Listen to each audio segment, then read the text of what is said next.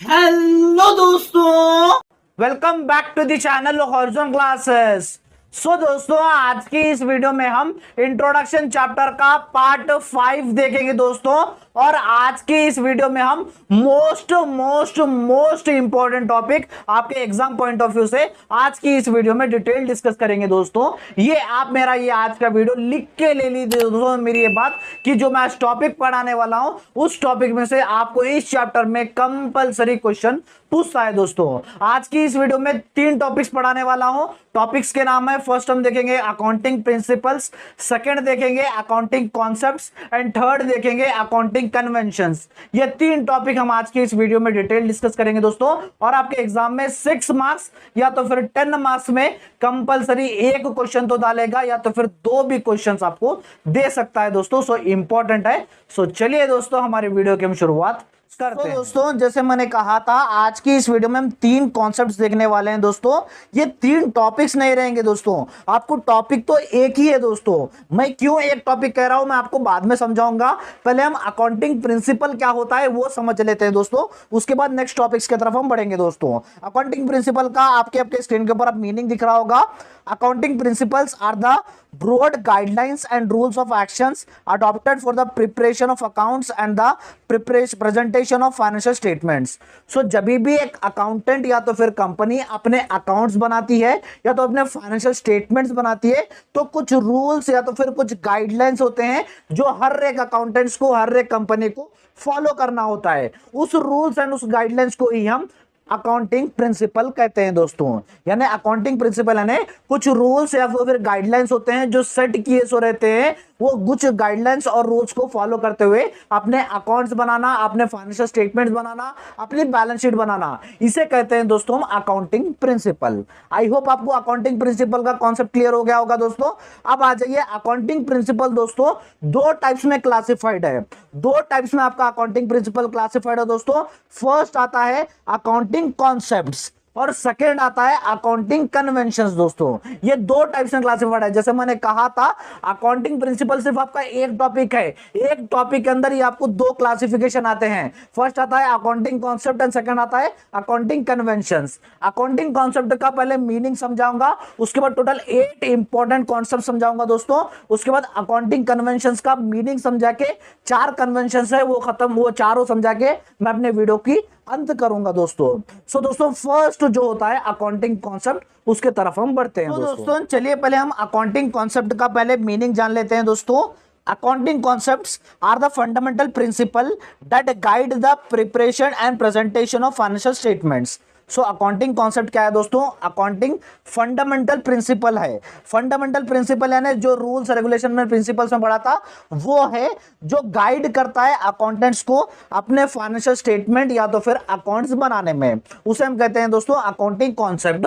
Accounting principle and accounting concept का meaning same ही आएगा दोस्तों। वहां पर भी रूल्स रेगुलेशंस थे, यहां पर भी रूल्स रेगुलेशंस है दोस्तों। सो अकाउंटिंग कॉन्सेप्ट में भी जो अकाउंटिंग के गाइडलाइंस होते हैं, फंडामेंटल प्रिंसिपल होते हैं, वो फॉलो किए जाते हैं अपने सारे अकाउंट्स या तो फिर फाइनेंशियल स्टेटमेंट्स को बनाने के लिए। उसे कहते हैं दोस्तों हम accounting concept. Total 8 accounting concept है। चलिए हम उसे 1 बाय 1 डिटेल डिस्कस करेंगे। फर्स्ट कॉन्सेप्ट है दोस्तों बिजनेस एंटाइटी कॉन्सेप्ट। ये कॉन्सेप्ट कहता है जब भी एक ओनर बिजनेस स्टार्ट कर रहा है तो अपने बिजनेस को और जो ओनर है वो दोनों सेपरेट रहना चाहिए। हमेशा वो दोनों सेपरेट होना चाहिए। ये दोनों कभी भी एक साथ नहीं हो सकते। अगर एक बिजनेसमैन, एक ओनर बिजनेस में पैसे लगा रहा है तो बिजनेस की बैलेंस शीट में उसे लायबिलिटी ट्रीट किया जाएगा, और अगर ओनर पैसे निकाल रहा है बिजनेस के प्रॉफिट में से तो उसे एसेट कहलाया जाएगा। सो हमेशा ये कॉन्सेप्ट कहता है ओनर और बिजनेस हमेशा अलग अलग चीज होती है। सेकेंड है money measurement concept. Money measurement concept ये कहता है कि सिर्फ वही ट्रांजैक्शन बुक्स ऑफ अकाउंट्स में रिकॉर्ड होने चाहिए जो ट्रांजैक्शन मनी रिलेटेड रहेंगे। यानी पैसे रिलेटेड जो भी ट्रांजैक्शन एक बिजनेस में होते जाएंगे वही ट्रांजैक्शन सिर्फ अकाउंटिंग बुक में रिकॉर्ड करने चाहिए, बाकी कौन से भी अकाउंटिंग बुक में रिकॉर्ड नहीं होंगे दोस्तों। जैसे एग्जांपल पे डेथ हो गया, स्ट्राइक हो गई, चोरी हो गई, तो ये सारे ट्रांजैक्शन आप अकाउंटिंग बुक में नहीं लिख सकते हो। लेकिन इससे अगर कुछ भी नुकसान हुआ, आपका पैसा जा रहा है, तो वो आप लिख सकते हो दोस्तों। सो जो भी ट्रांजैक्शन मनी के रिलेटेड है, सिर्फ वही हमारे बुक्स ऑफ अकाउंट्स में रिकॉर्ड होंगे, बाकी कौन से भी ट्रांजैक्शन रिकॉर्ड नहीं होंगे। थर्ड है गोइंग कंसर्न कॉन्सेप्ट। ये कॉन्सेप्ट कहता है कि जो भी बिजनेस अगर आप डालते हो तो लॉन्ग पीरियड के लिए डालते हो, ना कि शॉर्ट पीरियड के लिए। सो जो से भी आप एसेट्स खरीद रहे हो या तो फिर लायबिलिटी ले रहे हो तो वो लॉन्ग टर्म के लिए लेना चाहिए, ना कि शॉर्ट टर्म के लिए, बोल के ये कॉन्सेप्ट कहता है दोस्तों। फोर्थ है कॉस्ट कॉन्सेप्ट।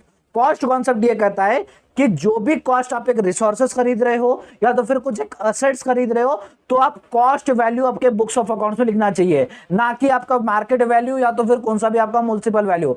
आप जो असेट ले रहे हो, जो आप कॉस्ट दे रहे हो, यानी फॉर एग्जांपल आप एक लैंड खरीद रहे हो 10 लाख रुपए दे रहे हो, कॉस्ट दे रहे हो, वो जो 10 लाख रुपए दे रहे हो वही आप कॉस्ट अपने बैलेंस शीट में लिखोगे, जो कॉस्ट पे कर रहे हो वही लिखोगे। आपका मार्केट वैल्यू जो रहेगा, आपका म्युनिसिपल वैल्यू जो रहेगा, वो हमें फर्क नहीं पड़ेगा। ये कॉन्सेप्ट कहता है जो भी आप असेट्स पे कर रहे हो या तो फिर कुछ भी रिसोर्सेज खरीद रहे हो, जो आपका कॉस्ट है वही कॉस्ट आपके बैलेंस शीट में रिकॉर्ड होगा, दूसरे बुक्स ऑफ अकाउंट में नहीं रिकॉर्ड होगा दोस्तों। फिफ्थ है dual aspect concept. Dual aspect concept ये कहता है जो भी ट्रांजैक्शन एक बिजनेस में लिखी जाती है, जो भी जर्नल्स में लिखाती है, उनके दो अकाउंट्स बनेंगे। जो भी ट्रांजैक्शन होंगे उनके दो अकाउंट्स हमारे बुक्स ऑफ अकाउंट्स में बनेंगे दोस्तों। एक एग्जांपल के तौर पर मैं आपको समझा देता हूं। परचेज मशीनरी फॉर कैश, यानी मशीनरी खरीद रहे हैं कैश देके, सो इसके दो अकाउंट्स बनते हैं। पहला तो मशीनरी अकाउंट बनेगा, दूसरा कैश अकाउंट बनेगा। अब ये क्यों बनेगा, यानी मशीनरी अकाउंट में ये जो भी ट्रांजैक्शन आ गया था मशीनरी अकाउंट में जाएगा और एक साल के अंदर, एक पीरियड के अंदर जितने भी आपके ट्रांजैक्शन हो रहे हैं मशीनरी के, चाहे वो सेल करेंगे या तो फिर परचेस करेंगे, सारे ट्रांजैक्शन वो मशीनरी अकाउंट में जाएंगे दोस्तों। सो डुअल एस्पेक्ट कॉन्सेप्ट ये कहता है कि जितने भी ट्रांजैक्शन आपकी कंपनी में होते हैं वो सारों के दो दो एंट्रीज या तो फिर दो दो अकाउंट्स बनने चाहिए। उसके बाद सिक्स्थ है अकाउंटिंग पीरियड कॉन्सेप्ट। ये कॉन्सेप्ट कहता है कि कोई भी बिजनेस डालते हैं मेन प्रॉफिट कमाने के लिए। सो बिजनेस प्रॉफिट कमा रही है या तो फिर लॉस कमा रही है, ये आप कैसे देखोगे, इसके लिए एक पीरियड डिसाइड करना पड़ेगा कि ये पीरियड से लेके ये पीरियड तक हमारी कंपनी ने कितना प्रॉफिट कमाया।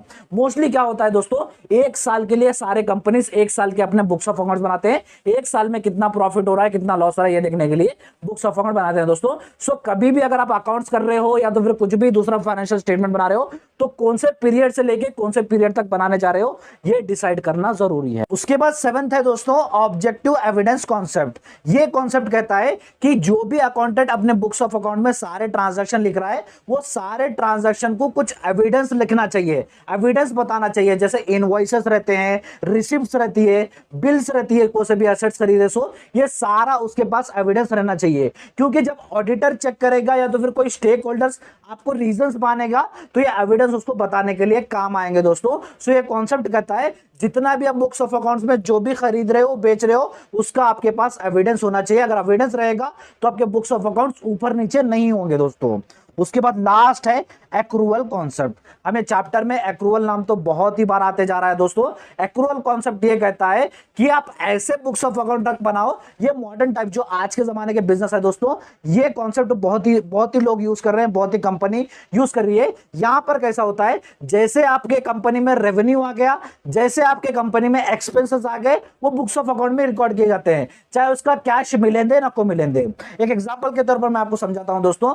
आपने कंपनी ने क्रेडिट सेल किया, यानी क्रेडिट से एक गुड्स बेचे, उसके पैसे भी नहीं आए लेकिन हमने बेच दिया सामान, पैसे फ्यूचर में आएंगे, लेकिन जो हमने सेल किया, रेवेन्यू जो सेल किया हमने, वो हम बुक्स ऑफ अकाउंट्स में लिखेंगे। ऐसा नहीं, पहले क्या होता था, पहले का कंपनी क्या होता था, जब कैश आता था हमारे बिजनेस में तभी लिखते थे कि इतना सेल हुआ है। लेकिन एक्रूअल कॉन्सेप्ट में क्या होता है, जब आप सेल कर रहे हो या तो फिर कुछ एक्सपेंसेस हो रहा है तो बुक्स ऑफ अकाउंट में लिखो, चाहे वो कैश आंदे न को आंदे, बोल के एक्रूअल कॉन्सेप्ट कहता है दोस्तों।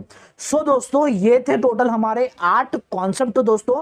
आई होप आपको ये 8 के 8 कॉन्सेप्ट में कुछ भी मिस्टेक्स नहीं होंगे, सारे डॉट्स क्लियर हो गए होंगे दोस्तों। अकाउंटिंग कॉन्सेप्ट क्या कहता है कि ये जो भी अकाउंट्स बनाते हो या तो फाइनेंशियल स्टेटमेंट बनाते हो तो ये रूल्स रेगुलेशंस फॉलो करने होंगे, जो मैं रूल्स रेगुलेशन 8 कॉन्सेप्ट में समझाया। तो दोस्तों जैसे मैंने कहा था, अकाउंटिंग प्रिंसिपल का सेकंड टाइप है हमारा अकाउंटिंग कन्वेंशंस। इसमें भी बहुत ही बच्चे कंफ्यूज कर लेते हैं दोस्तों, लेकिन ये वीडियो होने के बाद आपको कंफ्यूजन नहीं रहेगा। सो चलिए देखते हैं, पहले हम मीनिंग समझेंगे, अकाउंटिंग कन्वेंशंस क्या होता है, उसके बाद 4 कन्वेंशंस डिस्कस करेंगे दोस्तों। आपके स्क्रीन के ऊपर मीनिंग दिख रहा होगा, होगा, accounting conventions are the customs और practices which have been in force for a long period and which guide the accountants in the preparation of financial statements. Accounting conventions customs होते हैं दोस्तों, या तो फिर कह लीजिए प्रैक्टिसेस, जो बहुत ही समय से अकाउंट्स बनाने के लिए गाइड करती है मैनेजर्स को, अकाउंटेंट्स को, उसे कहते हैं कन्वेंशंस। इसका एक बेस्ट एग्जांपल देता हूं दोस्तों, आपके घरों में कुछ ट्रेडिशन फॉलो किया जाता होगा,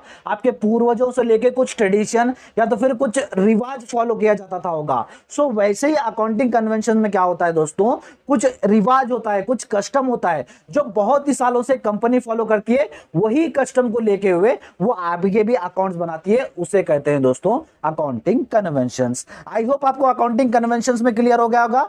अकाउंटिंग कॉन्सेप्ट्स क्या होते हैं, एक सेट रूल्स रेगुलेशंस होते हैं जो कंपनी फॉलो करती है, लेकिन अकाउंटिंग कन्वेंशंस में कंपनी जो साल से यूज करते आ रही है वो अपने आप भी डेवलप कर सकती है, जो साल से यूज करते आ रही है उसे कहते हैं accounting conventions. I hope accounting conventions का मीनिंग क्लियर हो गया होगा।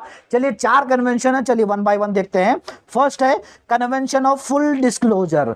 सो जितने भी ट्रांजैक्शन एक कंपनी में हो रहे हैं, चाहे वो आपका एसेट होंगे चाहे आपके लायबिलिटी होंगे, जितने भी ट्रांजैक्शन या तो फिर जितने भी रिसोर्सेस आ रहे हैं, वो सारे अकाउंटेंट का काम होता है वो सारे डिस्क्लोज करे, यानी वो सारे अपने बुक्स ऑफ अकाउंट्स में सारे लिखे। ये कहता है दोस्तों accounting convention of full disclosure.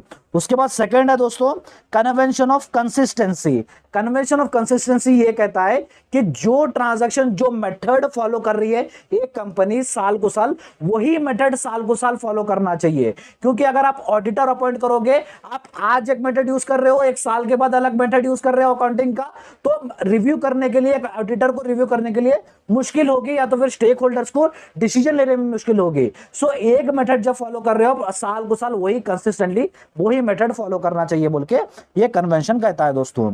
Third है कन्वेंशन ऑफ कंजर्वेटिज्म।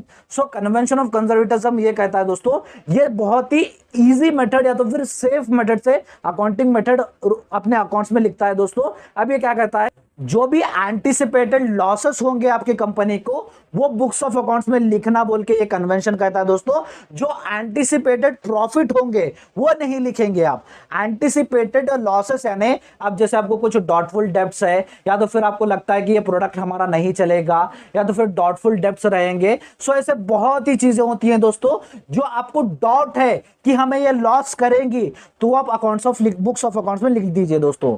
लेकिन ये कन्वेंशन क्या कहता है, वही जो एंटिसिपेटेड प्रॉफिट्स रहेंगे वो आप यहां पर नहीं लिखेंगे बोल के ये कन्वेंशन कहता है दोस्तों। आई होप आपको ये समझने आ गया होगा। जो एंटिसिपेटेड लॉसेस है वो आप लिखोगे, लेकिन एंटिसिपेटेड प्रॉफिट यहां पर ये अकाउंट्स में नहीं लिखोगे। उसके बाद फोर्थ है कन्वेंशन ऑफ मटेरियलिटी। सो ये कन्वेंशन क्या कहता है दोस्तों, जो भी ट्रांजैक्शन या तो फिर जो भी एंट्री सिग्निफिकेंट लगती है एक अकाउंटेंट को, एक बिजनेस को, सिर्फ वही ट्रांजैक्शन एक बिजनेस में लिखना चाहिए। जो इनसिग्निफिकेंट रहते हैं, जो लगता है कि कंपनी को, जो लगता है कि अकाउंटेंट को ये इनसिग्निफिकेंट रहेंगे, ये यूज नहीं होंगे, ये ट्रांजैक्शन, वो ट्रांजैक्शन बुक्स ऑफ अकाउंट में नहीं लिखोगे। लेकिन सर अभी तो आपने फर्स्ट कन्वेंशन में बता दिया कि अकाउंटेंट को सारा डिस्क्लोज करना चाहिए, और अब आप ये बता रहे हो। हाँ दोस्तों, ये कन्वेंशन अलग है। वो कन्वेंशन कहता था कि सारा डिस्क्लोज करो, लेकिन ये कन्वेंशन कहता है, ये कस्टम फॉलो करते हैं कि अकाउंटेंट्स कि सिर्फ वही रिकॉर्ड करो जो बिजनेस के लिए सिग्निफिकेंट रहेंगे, वो मत रिकॉर्ड करो जो बिजनेस के लिए इनसिग्निफिकेंट रहेंगे। जैसे कि एग्जांपल दूंगा, कुछ कंपनी के लिए एक पेंसिल इशू करना बहुत ही बड़ा होता है, जैसे स्मॉल स्केल इंडस्ट्रीज के लिए, लेकिन जो लार्ज स्केल इंडस्ट्री रहते हैं उनके लिए एक पेंसिल बहुत ही छोटी चीज रहती है। ये छोटी छोटी चीज जब वो लार्ज कंपनी लिखती जाएगी तो उनके लिए बहुत ही बड़े अकाउंट्स बनाने पड़ेंगे। सो जो भी सिग्निफिकेंट ट्रांजैक्शन रहेंगे सिर्फ वही रिकॉर्ड करना चाहिए बोल के कन्वेंशन ऑफ मटेरियलिटी कहता है दोस्तों। सो दोस्तों, ये थे हमारे 4 कन्वेंशंस। आज की इस वीडियो में हमने जैसे 3 टॉपिक्स कवर कर लिए दोस्तों, और ये तीनों टॉपिक्स में ही आपको मोस्ट इंपॉर्टेंट क्वेश्चंस आपके एग्जाम के लिए इसी 3 टॉपिक्स में से पूछे जाएंगे दोस्तों। कॉन्सेप्ट्स और कन्वेंशंस क्लियर कर लेके जाइए, इन दोनों में से कौन सा तो एक टॉपिक कंपलसरी पूछा जाएगा दोस्तों। और जैसे आप जानते ही हो दोस्तों, हम फाइनेंशियल अकाउंटिंग के क्लासेस स्टार्ट कर दिए थे, जिसके प्लेलिस्ट का लिंक मैं आपको डिस्क्रिप्शन बॉक्स में दे दूंगा, जहां पर आपको एक ही जगह पर सारी क्लासेस सब्जेक्ट की मिल जाएगी दोस्तों। और दोस्तों इस चैप्टर के जो रिमेनिंग पार्ट्स थे उसके भी डिस्क्रिप्शन में मैं लिंक्स दे दूंगा, आप वहां पर डिस्क्रिप्शन बॉक्स चेक कर सकते हैं दोस्तों। अगर हमारा आज का वीडियो अच्छा लगा तो वीडियो को लाइक कर दीजिए, चैनल को सब्सक्राइब कर लीजिएगा और अपने सारे फ्रेंड्स के साथ हमारे इस वीडियो को शेयर कर दीजिएगा दोस्तों। थैंक यू सो मच और मिलते हैं हमारे नेक्स्ट वीडियो में।